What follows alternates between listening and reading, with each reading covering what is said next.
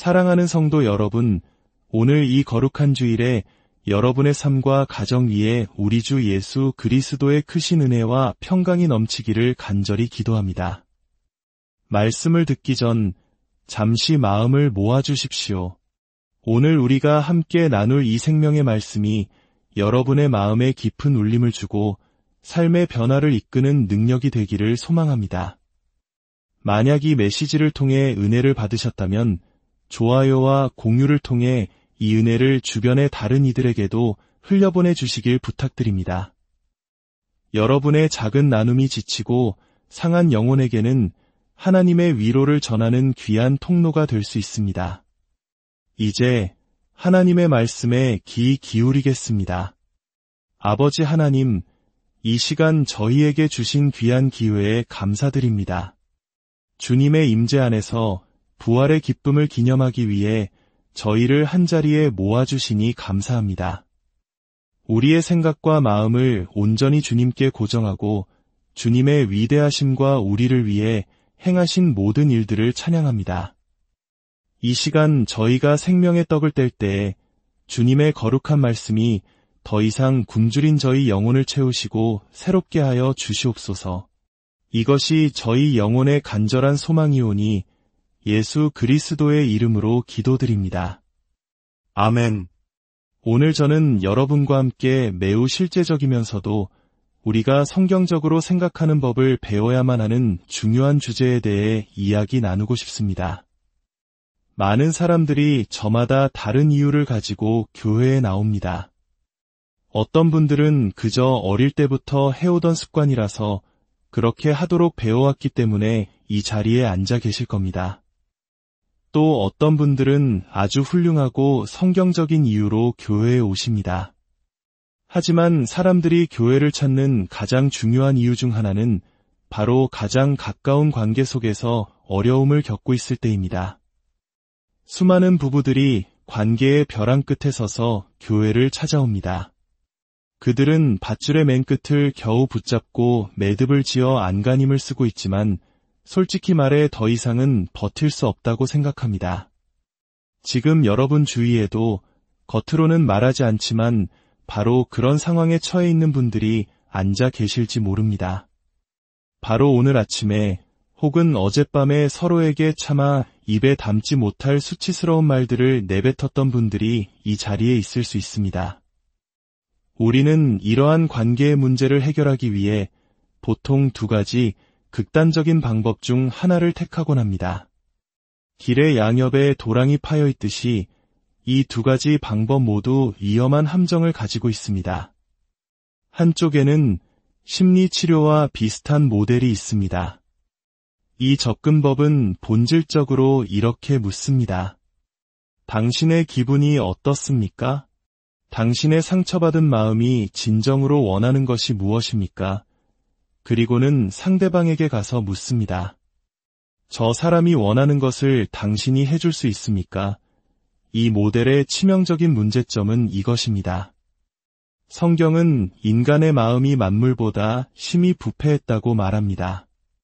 그런데 이 모델은 자기중심적이고 죄로 가득한 사람에게 가서 당신의 이기심과 죄된 욕망이 진정으로 원하는 게 무엇이죠? 라고 묻고 다른 사람에게는 그 사람의 죄를 채워줄 수 있겠습니까? 라고 묻는 것과 같습니다. 서로의 죄된 욕구를 충족시켜주는 죄의 공생관계를 만들라고 부추기는 셈입니다. 이 방법이 과연 효과가 있을까요? 없습니다. 그렇기 때문에 사람들은 계속해서 상담사를 찾아가 돈을 지불하고 자신의 파트너가 채워주지 못하는 새로운 죄된 욕망을 발견하게 되는 악순환을 반복합니다. 길 반대편에는 다른 도랑이 있습니다. 바로 지시적인 접근법입니다. 이 방법은 이렇게 말합니다. 당신의 이런 행동과 욕망은 죄입니다. 나쁜 것입니다. 그러니 이걸 하지 말고 저걸 하십시오. 이 방법은 효과가 있을까요? 잠시 동안은 그럴 수 있습니다. 어떤 사람들은 꽤 오랫동안 이를 악물고 결심합니다. 그래, 내가 이걸 꼭 해내고 말겠어. 그리고는 목록에 있는 모든 것들을 해냅니다. 하지만 얼마 지나지 않아 지치거나 깜빡 잊어버리게 됩니다. 그러면 상대방은 말하죠. 거봐, 당신은 진심이 아니었어. 결국 폭발하고 맙니다. 이봐요, 나도 노력하고 있잖아요. 내가 노력하는 것조차 알아주지 못하는 겁니까? 하나님이 하라고 명하신 것들을 하려고 애쓰고 있는데 이것이 바로 행위 구원, 즉 율법주의의 함정입니다. 우리 모두는 자신의 노력으로 스스로를 구원하려는 자연스러운 성향을 가지고 있습니다. 우리는 예수님을 사랑하고 그분의 십자가 은혜에 감사하지만 마음 한구석에서는 여전히 내 노력과 헌신으로 무언가를 이루고 싶어 합니다. 이번에는 정말 제대로 헌신해서 이 문제를 해결해 보겠어 라고 다짐합니다. 우리는 성경에서 하나님이 하라고 말씀하신 것을 찾아내어 두려움이나 교만 때문에 그것을 행하려고 합니다. 두려움 때문에 행하는 사람은 하나님께 이렇게 말하는 것과 같습니다. 하나님, 제가 했습니다. 보셨죠? 이게 하나님을 만족시키기에 충분했으면 좋겠습니다. 이런 사람은 삶에 나쁜 일이 생길 때마다 내가 뭔가를 잘못해서 벌을 받는구나라고 생각하며 전전긍긍합니다. 반대로 교만 때문에 행하는 사람은 이렇게 말합니다. 제가 성경을 읽고 해야 할 일을 찾아서 해냈습니다. 그러니 이제 하나님도 저를 받아주셔야 합니다. 오늘 우리가 함께 읽을 에베소서 4장은 바로 이 갈림길에서 시작됩니다. 에베소서는 크게 두 부분으로 나뉩니다. 한 장부터 3장까지는 올바른 믿음, 즉 교리에 대해 이야기하고 4장부터 6장까지는 올바른 행동, 즉 실천에 대해 이야기합니다. 다시 말해 1대 3장은 그리스도 안에서 우리가 받은 부르심에 대한 것이고 4대 6장은 그 부르심에 합당한 삶에 대한 것입니다. 그 분기점이 바로 4장 1절입니다. 그러므로 주 안에서 갇힌 내가 너희를 권하노니 너희가 부르심을 받은 일에 합당하게 행하여. 여기서 그러므로라는 말이 중요합니다. 무엇 때문에 그러므로입니까? 바로 앞선 1대 3장에서 말한 모든 놀라운 진리들, 즉 구원이 무엇이며 그리스도께서 우리를 위해 무엇을 하셨는지에 대한 진리들 때문에 이제 이렇게 살아야 한다는 것입니다. 문제는 우리가 가진 율법주의적인 성향 때문에 하라는 명령에만 집중하고 너희는 이미 이런 존재다라고 말해주는 선언은 건너뛰고 싶어 한다는 것입니다. 여러분, 이것을 꼭 기억하셔야 합니다. 기독교 신앙의 모든 원리는 선언에서 명령으로 흐릅니다. 사실이 행동의 기초가 됩니다. 율법주의는 이 순서를 뒤집습니다. 내가 이 명령들을 행함으로 저 선언된 상태를 쟁취하겠다라고 말하는 것입니다. 내가 거룩하게 행동해서 거룩한 존재가 되겠다고 말이죠. 이것은 복음이 아닙니다. 만약 여러분이 스스로의 힘으로 하나님이 요구하시는 의를 이룰 수 있었다면 십자가에 달리셨어야 할 분은 예수님이 아니라 바로 여러분이었을 것입니다. 우리는 모두 머리부터 발끝까지 부패했으며 우리 육신에는 선한 것이 하나도 거하지 않습니다. 어떤 분은 이렇게 반문할지 모릅니다. 아니요, 저는 살면서 좋은 일을 많이 했습니다. 제 기독교인 친구들도 제가 다른 교인들보다 낫다고 하던데요. 로마서에 따르면 의인은 없나니 하나도 없으며 선을 행하는 자도 하나도 없습니다. 믿음으로 행하지 않은 모든 것은 죄이기 때문입니다. 선한 행동이 되려면 올바른 동기와 올바른 목표가 있어야 합니다. 유일하게 올바른 목표는 하나님께 순종하고 그분께 영광을 돌리는 것입니다. 믿지 않는 자는 하나님께 순종하거나 영광을 돌리기 위해 행동하지 않으므로 그 어떤 행동도 하나님 앞에서는 선한 것이 될 수 없습니다. 이제 이 신학적 기초 위에서 에베소서 4장에 나오는 명령들을 살펴봅시다. 우리는 보통 성경을 읽을 때 이런 해야 할 일 목록에만 집중하곤 합니다. 25절을 보십시오. 그런즉 거짓을 버리고 각각 그 이웃과 더불어 참된 것을 말하라. 이는 우리가 서로 지체가 됨이라. 아멘. 할렐루야. 진실을 말해야 합니다. 26절입니다. 분을 내어도 죄를 짓지 말며 해가 지도록 분을 품지 말고 분노하는 것 자체가 죄는 아닙니다. 하나님께서도 악인을 향해 매일 분노하십니다. 문제는 죄를 짓는 분노, 즉 해가 지도록 분을 품는 것입니다. 왜 분을 품습니까? 그 분노를 통해 상대방을 처벌하고 싶기 때문입니다. 내 분노로 너를 벌하겠다. 내가 충분히 고통받았다고 내가 느낄 때까지 이 분노를 거두지 않겠다. 바로 이것이 사탄에게 틈을 주는 것입니다. 사탄은 여러분에게 다가와 속삭입니다. 그래, 계속 분노해. 그 사람이 잘못했잖아. 너의 분노는 의로운 거야. 그는 마땅히 벌을 받아야 해. 사탄이 말해주지 않는 것이 있습니다. 그렇게 분노를 붙잡고 있는 동안 사탄이 당신을 소유하게 된다는 사실입니다. 28절입니다. 도둑질하는 자는 다시 도둑질하지 말고 돌이켜 가난한 자에게 구제할 수 있도록 자기 손으로 수고하여 선한 일을 하라. 이것은 가시적인 회개를 보여줍니다. 단순히 미안해라고 말하는 것은 사과이지 회개가 아닙니다. 회개는 행동의 변화로 이어지는 태도의 변화입니다.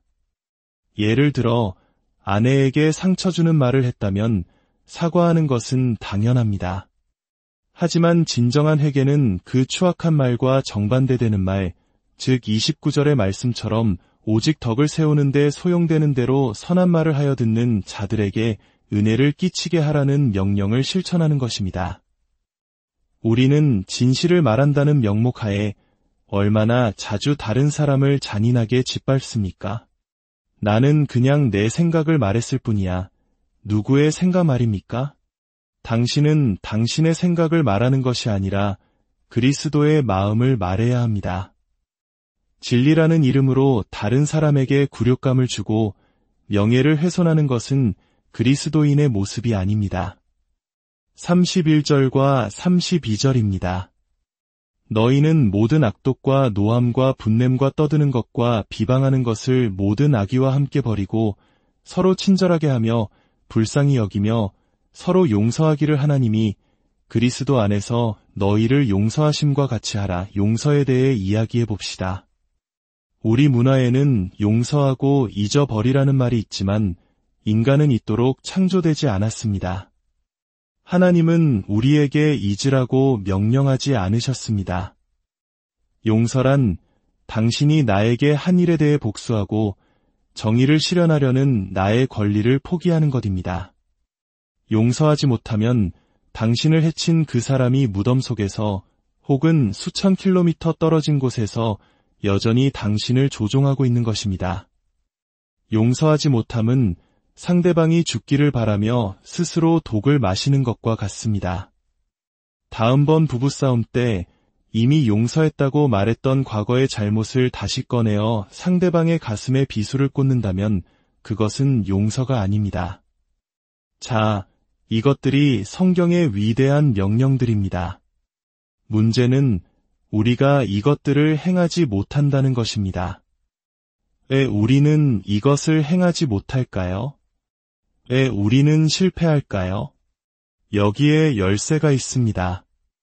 우리는 명령들에만 집중하느라 그 명령들 속에 숨겨진 놀라운 선언들을 놓쳐버렸기 때문입니다. 다시 25절을 보십시오. 그런즉 거짓을 버리고 각각 그 이웃과 더불어 참된 것을 말하라. 거짓을 버리고는 명령이 아니라 선언입니다. 이미 일어난 사실입니다. 그리스도 안에서 우리는 이미 거짓의 아비인 사탄의 지배에서 벗어나 진리의 영이신 성령님 안에 거하게 된 존재입니다. 우리가 진실을 말하지 못하는 이유는 우리가 거짓을 버렸다는 사실을 잊어버리고 다시 그 거짓의 담요를 끌어와 우리 몸을 덮으려고 하기 때문입니다. 그리고 왜 진실을 말해야 합니까? 이는 우리가 서로 지체가 됨이라. 이것이 바로 선언입니다. 내가 아내에게 함부로 말하는 것은 내가 노력을 덜 해서가 아닙니다. 그녀가 단지 내 아내일 뿐만 아니라 나와 한 몸이며 우리는 서로의 지체라는 이 놀라운 진리를 깨닫지 못하고 있기 때문입니다. 에베소서 5장으로 넘어가면 이 진리는 더욱 깊어집니다. 남편들에게 아내를 사랑하라고 명하시면서 그리스도께서 교회를 사랑하시고 그 교회를 위하여 자신을 주심같이 하라고 하십니다. 이는 남편이 아내를 대하는 것이 곧 자기 자신을 대하는 것과 같다는 것을 의미합니다. 누구든지 언제나 자기 육체를 미워하지 않고 오직 양육하여 보호하기를 그리스도께서 교회에게 함과 같이 하나니 우리는 그 몸의 지체임이라. 내가 아내에게 이 명령들을 실천하지 않을 때 나는 사실 내 자신에게 해를 가하고 있는 것입니다. 그런데 여기서 그치지 않습니다. 문제는 더 심각합니다. 제 아내는 단지 결혼을 통해 나와 한 몸이 된 것만이 아닙니다. 그녀는 그리스도의 몸의 지체이며 저 또한 그리스도의 몸의 지체입니다. 그러므로 제가 제 아내를 멸시하고 세워주지 않고 이 명령들을 행하지 않을 때 저는 사실 예수님께 이렇게 말하고 있는 것입니다. 예수님, 이것은 주님의 몸의 일부이지만 저는 주님의 몸의 이 부분이 정말 싫습니다. 저는 주님을 사랑하지만 주님의 발가락은 미워합니다. 아내가 남편에게 순종하지 않는 것도 마찬가지입니다. 왜 순종해야 합니까? 남편이 순종받을 자격이 있어서가 아닙니다. 이는 남편이 아내의 머리됨이 그리스도께서 교회의 머리됨과 같음이니라는 선언 때문입니다. 이 하나님의 질서에 불순종하는 것은 하나님, 제가 하나님보다 더 높습니다.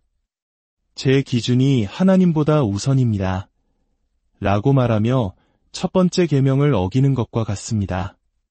결국 아내를 사랑하지 않는 남편, 남편에게 순종하지 않는 아내는 모두 우상 숭배의 죄를 짓고 있는 것입니다. 그들의 우상은 누구입니까? 바로 거울 속에 비친 자기 자신입니다. 이것이 우리의 관점을 완전히 바꾸지 않습니까? 이제 우리가 집에 돌아가서 더 열심히 노력해서 이 목록들을 지켜야지라고 다짐하는 것은 해결책이 아닙니다. 우리는 무릎 꿇고 이렇게 기도해야 합니다. 예수님, 제가 주님을 제대로 경배하지 못했음을 용서하여 주시옵소서.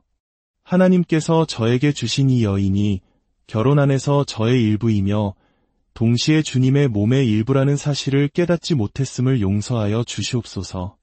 그녀는 주님의 선물이여 주님의 일부이기에 제가 그녀를 사랑하고 아끼고 길러야 함을 이제야 깨닫습니다. 여러분, 우리 문화에는 결혼 문제가 있는 것이 아닙니다. 우리에게는 예배의 문제가 있습니다. 아내가 무엇을 하지 않아서, 남편이 무엇을 하지 않아서가 문제가 아닙니다. 진짜 문제는 예수 그리스도가 당신에게 충분히 위대하지 않다는 것입니다. 예수 그리스도가 당신의 자기중심적이고 나르시시스트적인 육신의 욕망을 만족시키는 것보다 덜 중요하다는 것입니다. 당신이 그분을 경배하기를 거부하고 있는 것입니다. 욥처럼 주신 이도 여호와시오 거두신 이도 여호와시오니 여호와의 이름이 찬송을 받으실지니이다. 라고 고백하기를 거부하는 것입니다. 대신 우리는 하나님께 소리칩니다. 어찌 감히 저를 이런 어려움 속에 살게 하십니까? 제가 주를 위해 한 모든 일들을 보십시오. 우리의 시선을 자신에게서 돌려 그리스도께 고정해야 합니다. 그분은 경배받으시기에, 찬양받으시기에, 높임 받으시기에 합당하신 분입니다. 우리의 모든 관계의 문제는 바로 예배의 회복에서부터 해결되기 시작합니다. 오늘 저의 기도는 여러분이 초점을 재조정하는 것입니다. 여러분이 포기하고 싶고 더 이상 희망이 없다고 느끼는 이유는 여러분의 초점이 선언에 있지 않기 때문입니다. 그분이 누구시며 여러분의 삶에 무슨 일을 행하셨는지에 대해 여러분이 그분을 경배하지 않았기 때문입니다. 그분은 당신을 멸망의 구덩이에서 구원하셨고 당신의 영혼을 만족시키셨으며 그분의 신성한 능력으로 생명과 경건에 속한 모든 것을 당신에게 주셨습니다. 그런데도 당신은 결코 완벽하도록 의도되지 않은 한 사람의 불완전함에만 집중하기로 선택했습니다. 감히 떠나지 마십시오. 감히 포기하지 마십시오. 감히 희망을 잃지 마십시오. 그렇게 하는 것은 단지 당신의 배우자를 거부하는 것이 아니라 신랑 되신 예수 그리스도를 거부하는 것이기 때문입니다. 그분은 신부인 교회가 여전히 죄 가운데 있고 우상 숭배하며 그분을 떠나 방황할 때에도 그녀를 위해 자신의 생명을 내어주셨습니다. 그리고 지금도 하나님 보좌 우편에서 그녀를 위해 중보하고 계시며 장차 그녀를 심판하러 오시는 것이 아니라 그녀를 품에 안고 어린 양의 혼인 잔치로 데려가기 위해 다시 오실 것입니다. 그녀가 자격이 있어서가 아닙니다. 그녀가 그분을 만족시켰기 때문도 아닙니다. 그녀가 자격이 없고 그럴 수 없음에도 불구하고 그분은 그녀를 귀하게 만드셨습니다. 그분 자신이 그녀를 귀하게 여기시기 때문입니다. 오, 하나님, 우리가 이 진리를 놓치지 않게 하소서. 당신이 아직 죄인 되었을 때에 당신을 사랑하신 그분을 놓치지 않게 하소서. 아버지 하나님, 저희가 주님 앞에 엎드립니다. 저희의 무가치함과 철저한 위선을 인식하고 고백합니다. 저희는 자격 없는 배우자이면서 동시에 상대방에게는 완벽한 자격을 요구했습니다. 이제 저희의 시선을 그리스도의 위대하심과 장엄하심에 고정하게 하소서. 우리 안에서 역사하사 기쁘신 뜻을 위해 소원을 두고 행하게 하시는 주님을 신뢰하게 하소서. 성경의 위대한 선언들 안에서 기뻐하게 하시고 그 기쁨이 우리로 하여금 명령들을 지킬 힘을 주게 하소서. 두려움이나 교만 때문이 아니라 우리를 멸망에서 구원하신 그분에 대한 감사함으로 행하게 하소서. 오늘 이 말씀이 저희의 삶을 주님께로 이끌게 하옵소서. 우리 영혼의 신랑 되시며 우리를 위해 죽으시고 다시 사신 존귀하신 예수 그리스도의 이름